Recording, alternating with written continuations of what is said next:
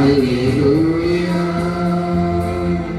தம்முடைய மகன் மீது நம்பிக்கை கொள்ளும் எவரும் அழியாமல் இனி வாழ்வு பெறும் பொருட்டு அந்த மகனை அழிக்கும் அளவுக்கு கடவுள் உலகின் மேல் அன்பு கூர்ந்தார். அல்லேலூயா, அல்லேலூயா, அல்லேலூயா, அல்லேலூயா. ஆண்டவர் உங்களோடு இருப்பாராக. ஆன்மாவோடு இருப்பாராக. யோவான் எழுதிய பரிசுத்த நற்செய்தி அன்று வாசகம். ஆண்டவரே, மாட்சி உமக்கே.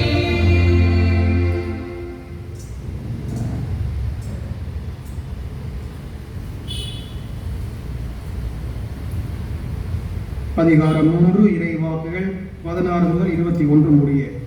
அக்காலத்தில் இயேசு நிக்கதேமிடம் கூறியது, தன் ஒரே மகன் மீது நம்பிக்கை கொள்ளும் எவரும் அழியாமல் நிறைவாழ்வு பெறும் பொருட்டு அந்த மகனையே அழிக்கும் அளவுக்கு கடவுள் உலகின் மேல் அன்பு கூர்ந்தார். உலகிற்கு தண்டனை தீர்ப்பளிக்கல்ல, தம் மகன் வழியாக அதை மீட்கவே கடவுள் அவரை உலகிற்கு அனுப்பினார்.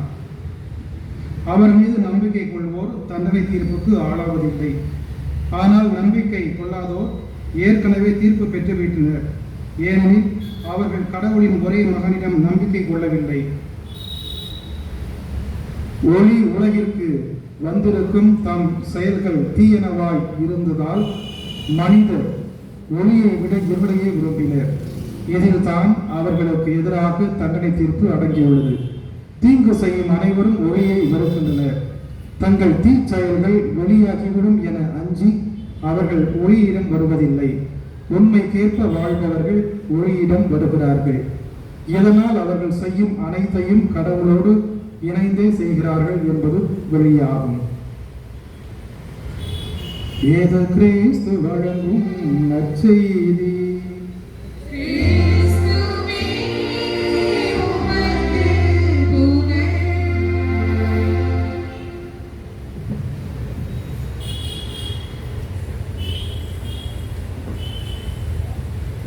இயேசுவில் பிரியமான சகோதர சகோதரிகளே, வேற நல்லா இருக்கீங்களா? சந்தோஷமா இருக்கீங்களா? அன்புக்குரியவர்களே, இங்கிருந்து ஒருத்தர் தான் சொல்றதை கேட்டது சரிங்களா? நிறைய பேர் இருக்கோம், நிறைய பேர் இருக்கீங்கல்ல. ஆனா யாரோ ஒருத்தர் இங்கிருந்து பாவம் ஏதோ ஒரு ஃபாதர் வந்து கேட்குறாரு, யார் பெற்ற பிள்ளையோ, சரி சும்மா சொல்லி வைப்போங்க. ஸோ சொன்னவருக்கு வாழ்த்துக்கள் சரிங்களா? நீங்கள் நல்லா இருக்க நான் சுபிக்கிறேன் உங்கள் எல்லோருக்காகவும். அன்புக்குரியவர்களே, அந்த வார்த்தை நம்முடைய வாயிலிருந்து வருவதற்கு தடைகள்.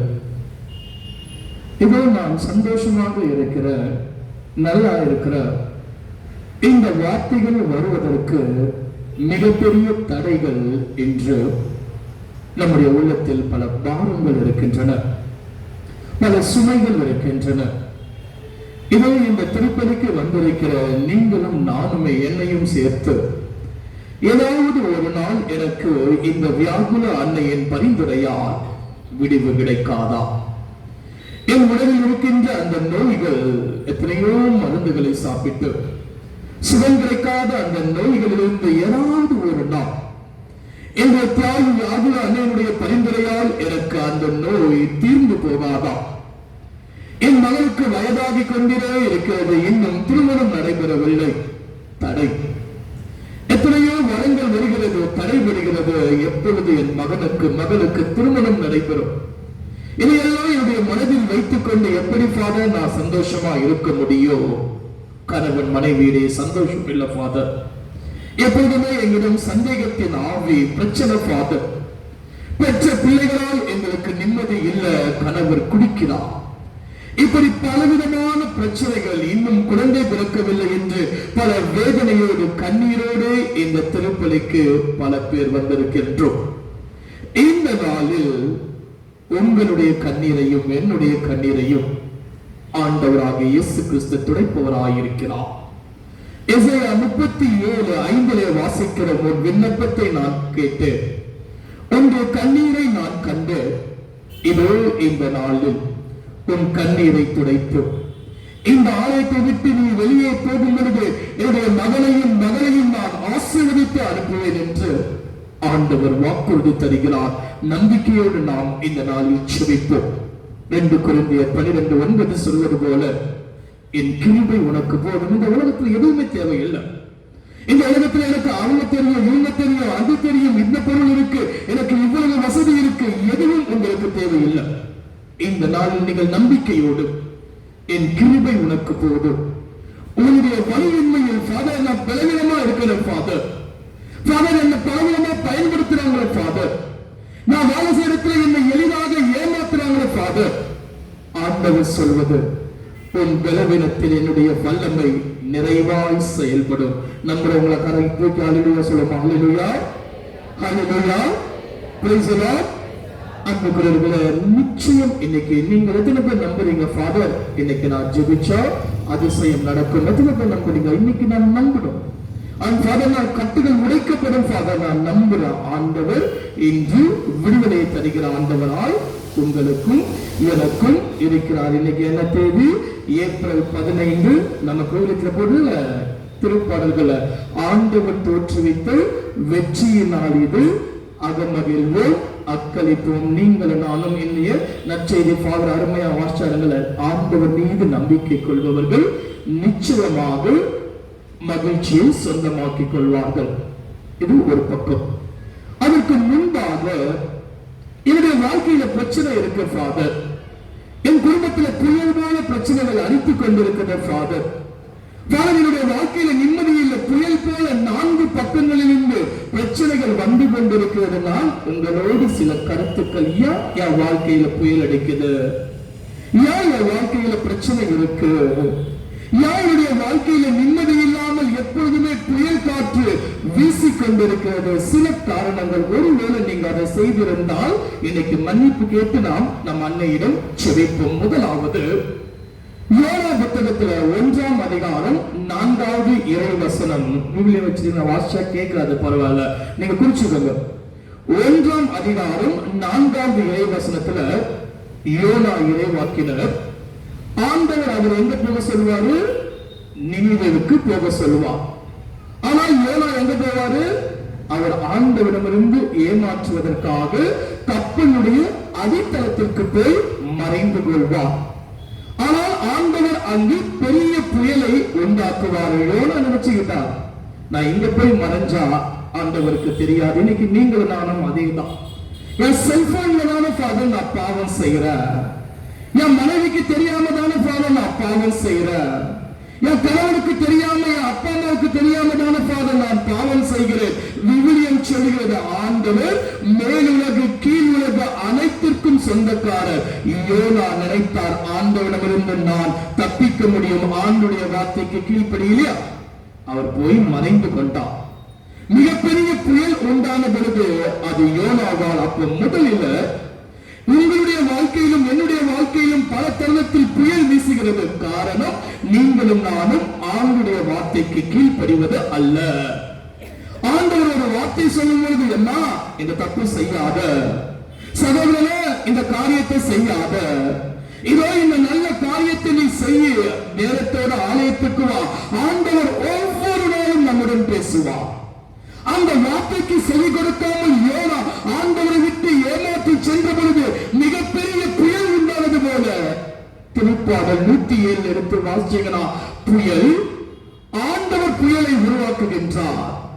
எப்பொழுது பிள்ளைகள் ஆண்டவருடைய வார்த்தைக்கு செவி கொடுக்காமல் அவரை விட்டு விலகி போகிறார்களோ, அங்கு ஒரு புயலை உண்டாக்கி என் பிள்ளைகள் என்னை புரிந்து கொள்ள வேண்டும் என்று யோனா ஆண்டவருடைய வார்த்தைக்கு செவி கொடுக்கலையா, ஆண்டவரை மதிக்கலையா, மிகப்பெரிய புயல் உண்டானது. இன்னைக்கு உங்க வாழ்க்கையிலும் என் வாழ்க்கையிலும் ஆண்டவருடைய வார்த்தையை விட்டுட்டு யார் யார் வார்த்தைக்கு பின்னாடியே போகிறோம், ஆண்டவருக்கு கீழ்ப்படியாமல் எந்தெந்த காரியங்களையும் செய்து கொண்டிருக்கிறோம்.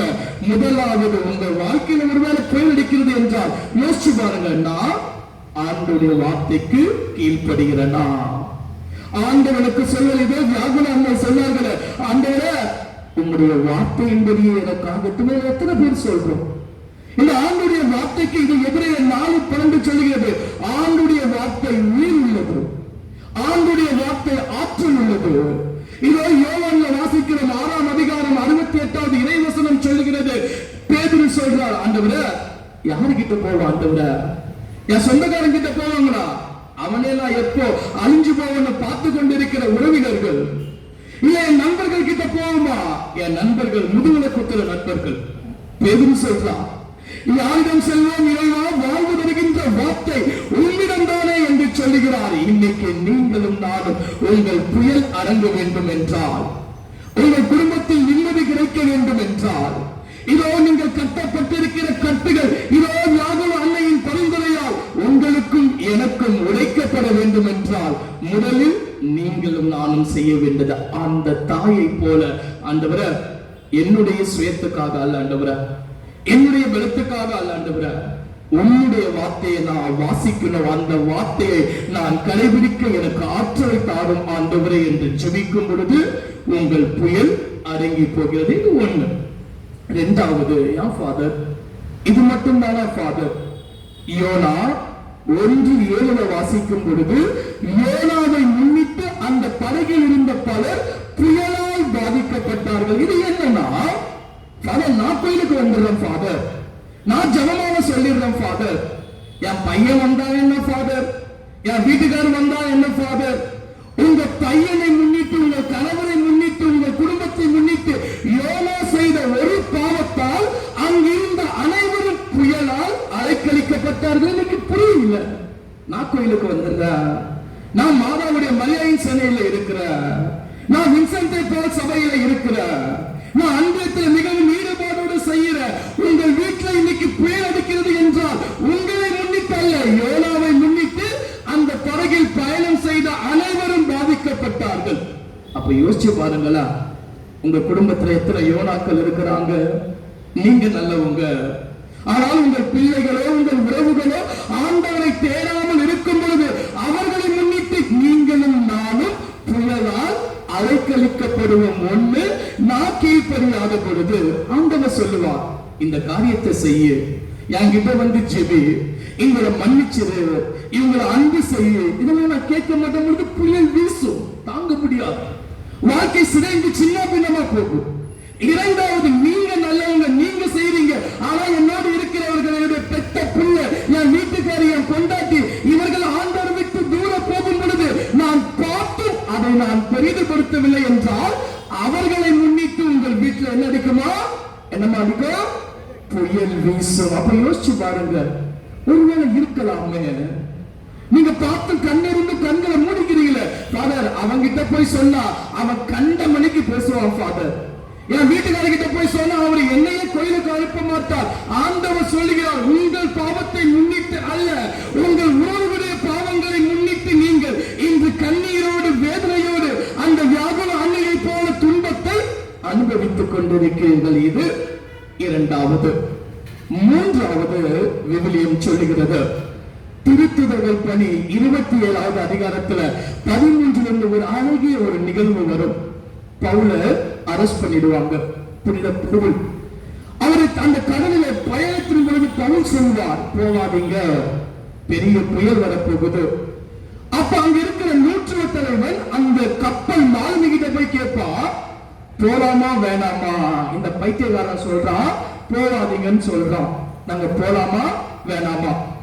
அப்ப அந்த கேப்டன் சொல்லுவார், இல்ல இல்ல நம்ம எல்லாம் போலாம். அப்ப அந்த நூற்றுவ தலைவன் சொல்லுவான், உனக்கு என்ன தெரியும், இவ்வளவு பெரிய மனுஷன், இவன் தான் கேப்டன், இவனுக்கு தெரியும்.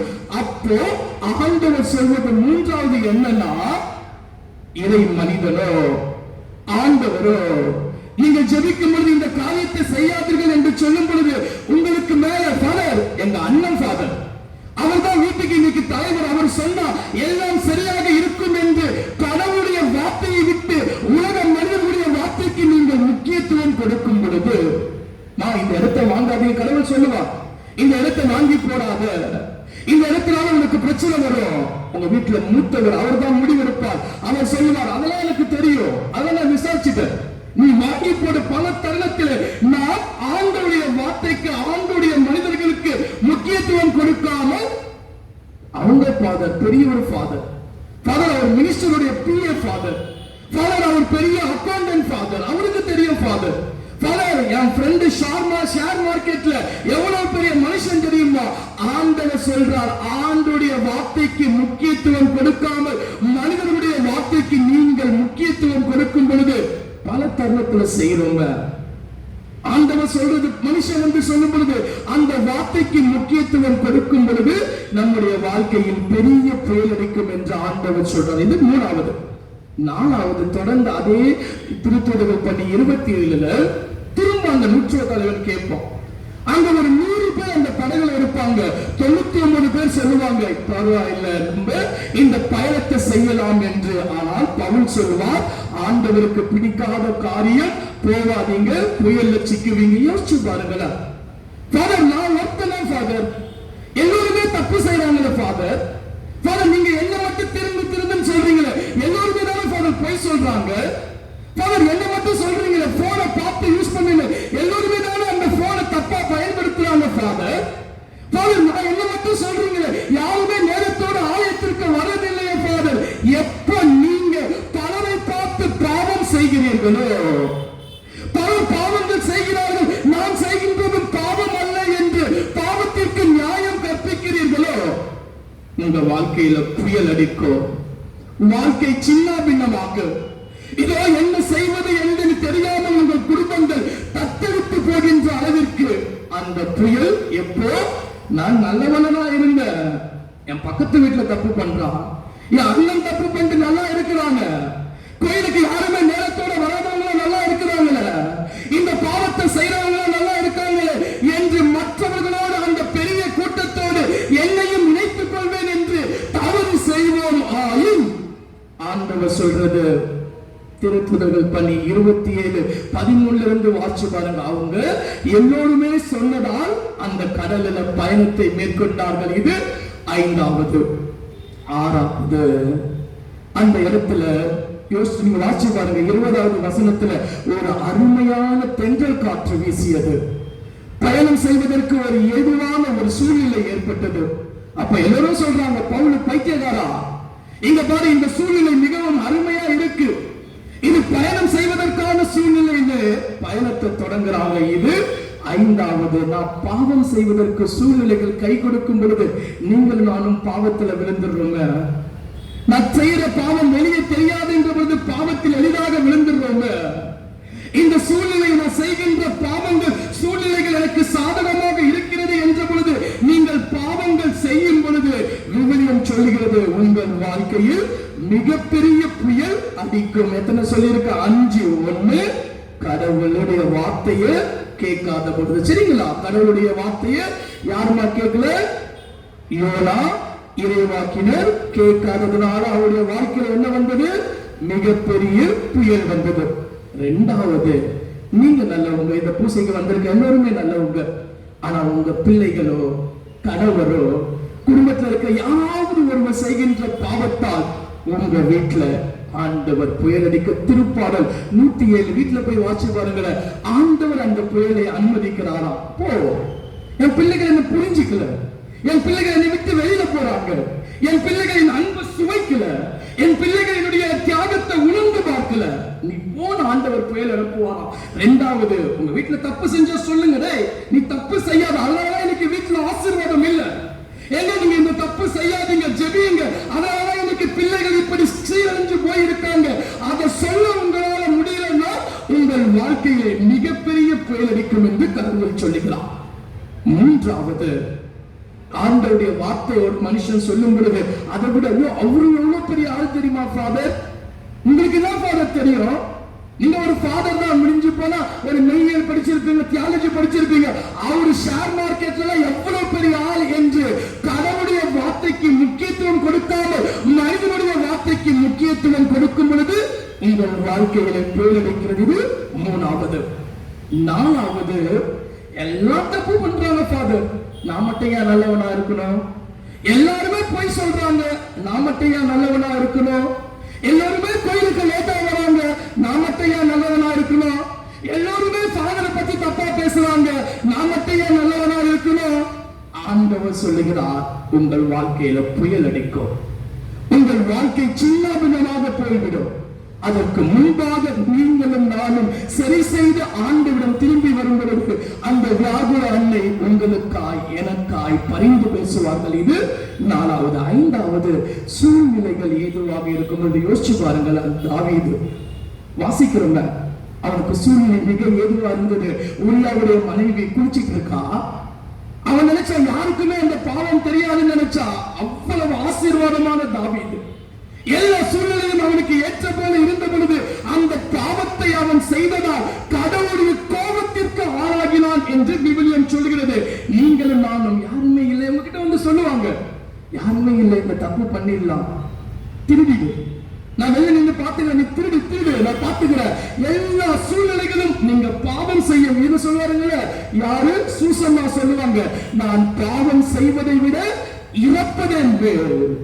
யோசேப்பு சொல்வாரு பழைய ஏற்பாடுல, இந்த இடத்துல நான் தப்பு செய்தால் உங்களோடு சந்தோஷமா இருந்தால் எனக்கு பிரச்சனை இல்லை, ஆனால் என் கடவுளுக்கு எதிராக நான் பாவம் செய்வதை விட நான் மறித்து போவதே மேல்னு சொல்வார்களே. அந்த மனநிலை இருந்தது என்றால் எப்படிப்பட்ட புயல், எப்படிப்பட்ட காற்றடித்தாலும் கடவுள் உங்களையும் என்னையும் பாதுகாப்பார். இது 5. லாஸ்ட் விவிலியத்துல வாசிக்கிற மத்தேயு 8ஆம் அதிகாரத்துல ஆண்டவர் படகிலே படுத்துக் கொண்டிருப்பார். காற்று புயல் வரும் பொழுது சீடர்கள், ஐயோ நாங்கள் சாக போகிறோமே, எங்களை காப்பாற்றும் என்று சொல்லுவாங்க. சொல்லுவாங்களா சொல்ல மாட்டாங்களா? இதுல மத்தேயு எத்தனாவது அதிகாரம் கேட்கல எனக்கு? 8வது அதிகாரம், சரிங்களா? மத்தேயு 8 வாசிங்கன்னா, அப்ப ஆண்டவர் சொல்லுவார், விசுவாசம் இல்லாதவர்கள, நம்பிக்கை குன்றியவர்கள. இன்னைக்கு இதுதாங்க உங்களுக்கு எனக்கும் பிரச்சனை. ஆண்டவர் என் கூட இருக்கார், என் சார்பாக இருக்கிறார். ரோமையர் 8:31 வாசிச்சோம். ஆண்டவரின் பக்கம் இருக்கும் பொழுது என்னை எதிர்த்து நிற்பவன் யார்? ஆனால் பல தருணத்தில் நீங்களும் நானும் விசுவாசம் இல்லாமல் அந்த தாய் விசுவசித்தார்கள. வியாபாரம் எவ்வளவோ வேதனைகள், வலிகள், கண்ணீர்கள் மத்தியிலும் தன் மகனையும் கடவுளையும் விசுவசித்தார்களே. இன்னைக்கு நீங்களும் நானும் விசுவசிக்கிறோமா? ஒரு சின்ன பிரச்சனை வந்தா, ஏமா கோயிலுக்கு வரல? ஆமா ஃபாதர், கோயிலுக்கு வந்து அந்த ஆண்டவர் அப்படியே கொத்துட்டாரு, போங்க ஃபாதர், வேலையை பார்த்துட்டு போங்க. எத்தனை பேர் சொல்றோம்? எங்க பொங்கல் சகோதரர், நீங்க ஏன் கோயிலுக்கு வர மாட்டீங்க? ஃபாதர், நான் கஷ்டப்படுறேன், நான் நல்லா இருக்கிறேன், நான் எதுக்கு ஃபாதர் கோயிலுக்கு வரணும்? உங்களுக்கு எதனா வேணும், எங்க வீட்டுக்கு வாங்க ஃபாதர், கோயிலுக்கு ஏதாவது செஞ்சுட்டு போறேன். இது மிகப்பெரிய தவறு. என் ஆண்டவர் என்னோடு இல்லை என்றால், என் ஆண்டவரை நான் விசுவசிக்கவில்லை என்றால், இதோ அந்த தாயை போல என் ஆண்டவரை எனக்கு எல்லாம் என்று நான் வாழவில்லை என்றால், யோவான் 15:5 சொல்கிறது, நீங்களோ திராணோ திராட்சை செடி, நீங்கள் அதன் கொடிகள். என்னை விட்டு பிரிந்து உங்களால் எதுவுமே செய்ய முடியாது. ஆண்டவரை விட்டு பிரிந்து, ஆண்டவர் இல்லாம நிம்மதி இல்லை, ஆண்டவர் இல்லாம ஆசீர்வாதம் இல்லை, ஆண்டவர் இல்லாம நோய் நம்மை விட்டு போகாது, ஆண்டவர் இல்லாம ஒரு கண்ணீர் துடைக்கப்படாது. எனவே 6வது, எப்போ ஆண்டவருடைய வாழ்க்கையில இருந்தும் அவரை உங்களால என்னால பார்க்க முடியலையோ, நம்முடைய வாழ்க்கையில நோய் இருக்கும், நம்முடைய வாழ்க்கையில சந்தோஷம் இருக்காது, மிகப்பெரிய புயல், மிகப்பெரிய பிரச்சனைகள் ஏற்படும். எனவே இந்த தருணத்துல இந்த 6ல நீங்க ஏதாவது ஒண்ணு செய்றீங்கன்னா மன்னிப்பு கேளுங்க. ஆண்டவர் பழி வாங்குகிறவர் அல்ல, தன் பிள்ளைகளை பாதுகாக்கிறவர், தன் பிள்ளைகள் கீழே விழும்பொழுது உள்ளங்கைகளில் தாங்குகின்றவர். இதை தன் பிள்ளைகளுக்கு வலிகளும் வேதனைகளும் வரும்பொழுது திருப்பாடல் 27:10 வாசிக்கிறோம், உன் தாயும் தந்தையும் உன்னை கைவிட்டாலும் நான் உன்னை கைவிடேன் என்று ஆண்டவர் விட மாட்டார். நீங்க அவரை பிடிச்சுக்கோங்க. நம்ம பல மனிதர்களை பிடிச்சுக்கிறோம். திருப்பாடல் 118:8 சொல்வது, கடவுளை நம்புங்கள், மனிதர்களை நம்புவது வீண் என்று சொல்லப்படுகிறது. எரேமியாவுல, எப்போது மனிதனை நம்புகிறாயோ அப்பொழுது நீ சபிக்கப்பட்டவன். இதுல எத்தனை பேர் உண்மையிலேயே கடவுளை நம்பி வாழ்ந்து கொண்டிருக்கிற யோசிச்சு பாருங்களா? பல தருணத்தை நம்ம வாங்கில வந்து ஃபாதர் ஏதாவது உதவி கேட்டாங்கன்னா, அம்மா அந்த காரியத்தை செய்யணும் ஃபாதர், நீங்க கவலைப்படாதீங்க ஃபாதர், எங்க அண்ணன் மினிஸ்டருக்கு பிஏவா இருக்கிறார். மனுஷனை நம்புறோம், கடவுளை நம்புறது இல்லையே. விவிலியத்துல வாசிக்கிறோம், திருப்பாடல் 103:3, உன் பாவங்களை நான் சுமந்து கொண்டு உன் பிணிகளில் இருந்து நான் உனக்கு விடுதலை தருகிறேன். எவ்வளவு நோயோடு வாழ்ந்து கொண்டிருக்கிறோம். உடல் நோய், உள்ள நோய், எவ்வளவு கவலையோடு வாழ்ந்து கொண்டிருக்கிறோம். வெளியே சொல்ல முடியாத அவமானத்தோடு. இன்னைக்கு அந்த சகோதரை பார்த்து என்ன நல்லா இருக்கீங்களா, சிரிச்சுட்டு போக நல்லா இருக்குன்னு போவார். ஆனால் உள்ளத்திலே அவமானங்களும் வேதனைகளும். இதுல எத்தனை தாய்மார்கள் இரவிலே தூங்க முடியாமல் ஐயோ எப்படா விடியும், என்னுடைய உறக்கம் எல்லாம் கண்ணீரும் கவலையும் வேதனையுமா இருக்குது. எத்தனை பேர் வாழ்ந்துட்டு இருக்கீங்க? நிறைய தாய்மார்கள் வீட்டுக்கு போறதுக்கே கஷ்டப்படுறீங்க. நான் போல ஃபாதர், வீட்டுல போனாலே என்ன பிரச்சனை ஆகும் தெரியல ஃபாதர். ஆண்டவர் சொல்லுகிறார், கவலைப்படாதீங்க, நான் உங்களோடு இருக்கிறார். இன்னைக்கு தேவையில்லாத காரியங்கள், தேவையில்லாத பாவம், தேவையில்லாத மனிதர்களை ஒதுக்கி வைத்து விட்டு அந்த தாய் சொல்றது போல ஆண்டவரை நம்புங்க, ஆண்டவரை நம்புங்க. வீட்டுல வாசிக்கிறோம்ல, திருப்பாடு 34 சிங்க குட்டிகள் உணவின்றி பட்டினி இருக்கும். ஆண்டவரை தேடுறவருக்கு ஒரு நன்மையும் குறைபடாது. நான் உங்களுக்கு சொல்றேன் பாருங்க, உங்க காசு உங்களுக்கு உதவி செய்யாது. நீங்க சேர்த்து வைத்திருக்கிற எதுவும் உங்களுக்கு உதவி செய்யாது. நீங்க கண்ணீரோடு இருக்கும் பொழுது விவிலியத்துல வாசிக்கிறோம், ஆண்டவர் உங்கள் கண்ணீரை பாத்திரத்தில் சேர்த்து எவ்வளவு நேசிக்கிறார் பாருங்க, எவ்வளவு உங்கள் மீது அன்புள்ளவரா இருக்காரு பாருங்களேன். இன்னைக்கு முழுமையா அறிக்கை, நான் பாவம் செஞ்சுக்கிறேன், உன் வார்த்தைக்கு நான் முக்கியத்துவம் கொடுக்காம இருந்திருக்காண்டவர், அசட்டை செஞ்சிருக்காண்டவர். பல தருணத்துல எல்லோருமே பாவம் செய்யறாங்க, எல்லோருமே ஒரு அம்மாவை பத்தி அன்பியத்துல புரணி பேசுறாங்க. நானும் சேர்ந்து பேசி இருக்கிறேன், என்ன மன்னிங்க ஆண்டவரை. ஆண்டவர் சூழ்நிலைகள் பாவம் செய்வதற்கு ஏதுவா இருந்தது. நான் பலவீனத்தால பாவி ஆயிட்டேன் ஆண்டவரை, என் பலவீனத்தால பாவத்தை செஞ்சுட்டேன் ஆண்டவரை. ஆனால் எனக்கு நம்பிக்கை இருக்கு, என் ஆண்டவர் என் பாவங்களை அவர் ரத்தத்தினால் கழுவி கொண்டிருக்கிறார். நீங்க ஜெபிச்சு பாருங்க, உண்மையா ஜெபிச்சு பாருங்க. நீங்க யாரும் வெறுங்கையோடு இந்த ஆலயத்தை விட்டு செல்ல போவதல்ல. எனவே உங்க வாழ்க்கையில புயலடிக்கிறா, அதற்கான தீர்வு என் ஆண்டவர் இயேசு கிறிஸ்து. அவரை உண்மையா நம்பி என் மீது மனமிறங்கும் ஆண்டவரை. எவ்வளவு வலி, எவ்வளவு வேதனை. பல தருணத்துல ஃபாதர் எனக்கு பிரச்சனை, அந்த பிரச்சனையை கேட்கறதுக்கு யாரும் இல்லைங்க, அதை கேட்கறதுக்கு இந்த ஆண்டவர் இருக்கா. அவர் எல்லா நேரமும் இங்க வீட்டில் இருக்கிறார். இதோ அந்த தாய் இருக்கிறாங்க, யார்கிட்டயோ. நான் சொல்றேன் பாருங்க, நீங்க யாரை நம்புறீங்களோ அவங்கதான் உங்களை ரொம்ப கஷ்டப்படுத்துவாங்க. இயேசுவை யார் காட்டி கொடுத்தது? ஃபாதரா? யார் காட்டி கொடுத்தது? நீங்க சொல்லுங்க, நான் முன்னாடி உட்கார்ந்துட்டு இருக்கேன். யாருன்னா காட்டி கொடுத்தது? இயேசுவை யாரோ காட்டி கொடுத்தாங்க. அதான் முடிஞ்சிச்சுல ஃபாதர், ஈஸ்டரே வந்துச்சு, திரும்பி அதை ஏன் கேட்குறீங்க? யூதாஸ், யூதாஸ் எப்படி காட்டி கொடுத்தான்? இயேசுவை அறிஞ்சு காட்டி கொடுத்தானா? கட்டி பிடிச்சு முத்தம் கொடுத்து அன்பா காட்டி கொடுத்தான். நீங்களும் நானும் நினைச்சுக்கிறோம், கொஞ்சம் அன்பா பேசுனா ஃபாதர் என்கிட்ட ரொம்ப அன்பா பேசுறாரு, ரொம்ப நல்லவர். எதிர்க்கிறவங்கள நம்புங்க. பாசம்